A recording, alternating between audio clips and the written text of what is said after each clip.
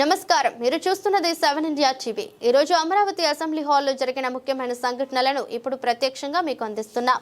P Gannavaram నియోజకవర్గ శాసనసభ్యుడు గిడ్డి సత్యనారాయణ ఈ రోజు అసెంబ్లీలో ప్రజల సమస్యలను ప్రస్తావించారు. గోపాలపురం నుండి పి గన్నవరం వరకు ఉన్న ఏటిగట్టు వర్షాకాలంలో ప్రమాదకర స్థితికి చేరినందున గ్రామాలు మరియు రైతులు భయాందోళనకు గురవుతున్నారని ఎమ్మెల్యే తెలిపారు. తక్షణమే ఏటిగట్టును బలోపేతం చేసి ఎత్తును పెంచి పటిష్ట రక్షణ గోడలు నిర్మించాలని, అలాగే గోపాలపురం నుండి పి గన్నవరం వరకు బీటీ రోడ్ నిర్మించడం ద్వారా రైతులు పండించిన పంటలను సులభంగా మార్కెట్కి తరలించగలుగుతారని ఆయన ప్రభుత్వాన్ని కోరారు.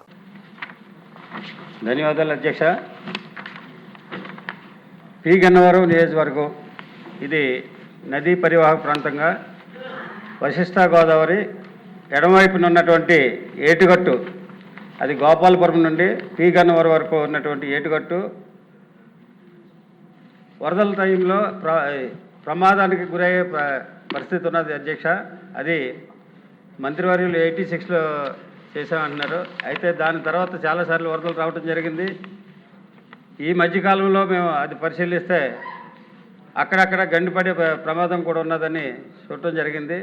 దయచేసి ఆ ఏటుగట్టు మరమ్మతులు చేసి ఆ గట్టు మీద బీటీ రోడ్డు వేస్తే ఆ రైతులు, ఏటుగట్టు ప్రాంతంలో ఉన్నటువంటి రైతులు వారు పండించిన పంటని రవాణా చేసుకుంటానికి ఈజీగా ఉంటుందని మీ ద్వారా మంత్రివర్యులు కోరుతున్న అధ్యక్ష.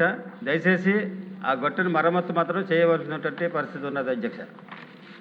మంచిగా